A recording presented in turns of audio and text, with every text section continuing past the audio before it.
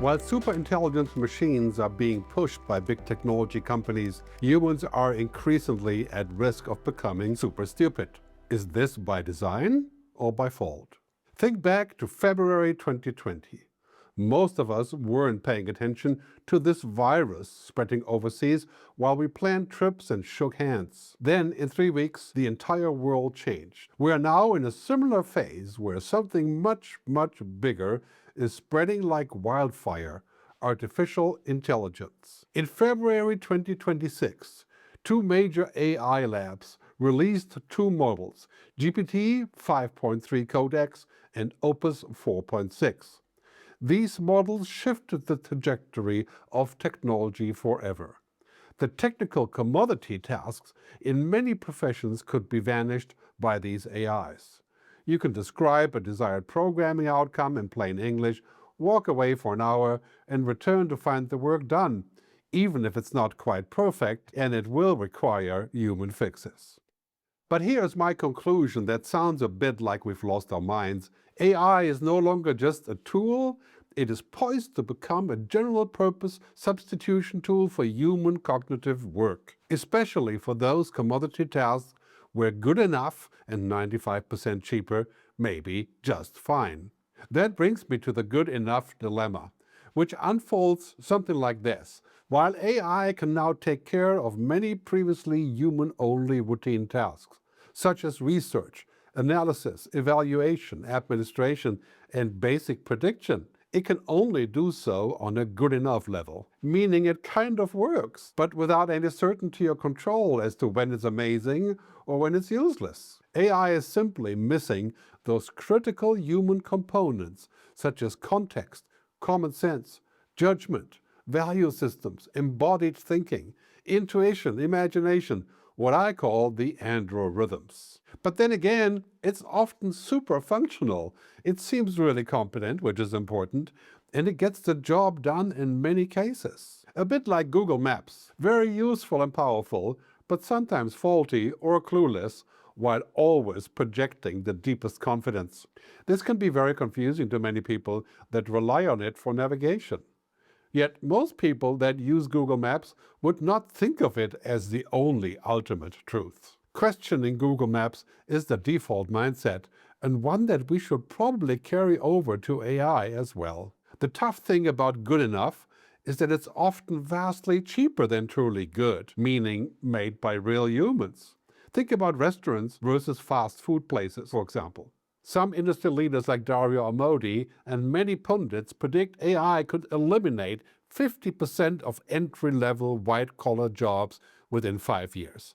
And even if it is just the task rather than the job themselves, this amounts to a reboot of our entire work, jobs, education, and purpose ecosystem.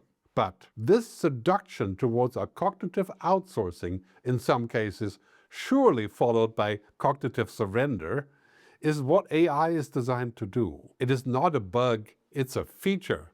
Most generative AI is engineered to lure you into laziness, complacency, and a creeping state of non-agency by offering to reduce your own efforts to near zero, thus doing away with cognitive friction and the pain of creating things.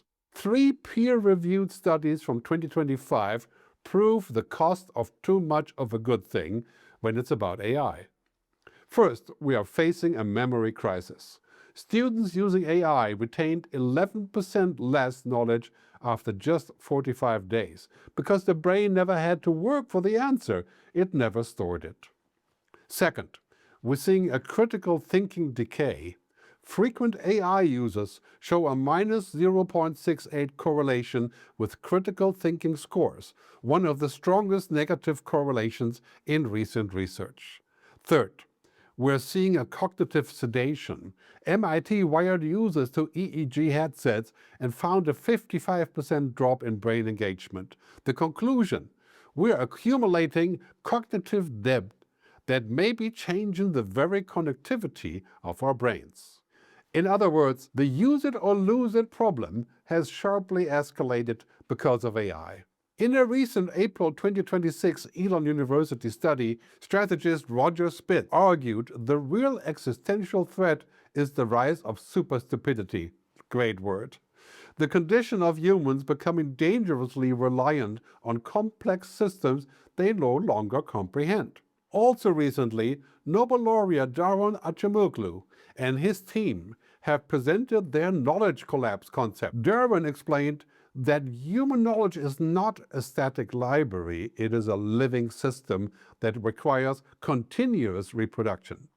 His latest model shows a non-monotone welfare curve. When AI accuracy is modest, it's a net positive. Humans must still do the mental heavy lifting. But once AI hits a certain accuracy threshold, the system tips, and learning feels unnecessary. With these systems readily available, we stop building the intuition and the tacit knowledge that ultimately allows us to push the frontiers of science, technology, and business. All the while, the AIs will continue to provide even more correct and more personalized answers, while the collective capacity to ask questions, human questions, that nobody has asked before, it just kind of quietly disappears. Here's my worry. While our cognitive abilities atrophy, the AIs and the machines are entering an intelligence explosion. GPT-5.3 Codex was the first model capable of creating itself. Repeat that once and think about it. It debugged its own training and managed its own deployment. AI is now writing much of the code at the very companies that are building it. In this context, the amazing AI godfather, Geoffrey Hinton, has pointed out that today, AI is really grown, not just programmed. That's a scary thought. AI is now essentially a digital enclave of millions of synthetic alien intelligences, each potentially smarter than any Nobel Prize winner, thinking 100 times faster than us, and they never stop, they never sleep, or fail to rise to the challenge. The reality is that every white-collar or office job in front of a screen is now exposed, while the plumbers and carpenters and electricians seem safe. What an irony. My conclusion: intelligent assistants are designed to amplify and then to thrive from human stupidity. So what is the antidote? Thinking takes time, realization requires effort. Excellence requires struggle and often pain. We must embrace it. Consciousness is not just more logical intelligence topped off with a sprinkling of human agency.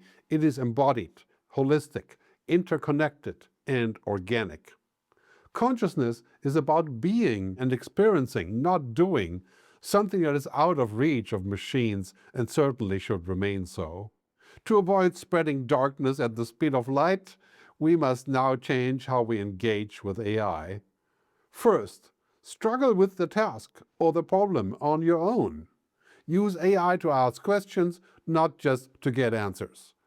If you find yourself in a state of sedation, reading without critiquing, then pause, give it a rest, go deeper, not faster.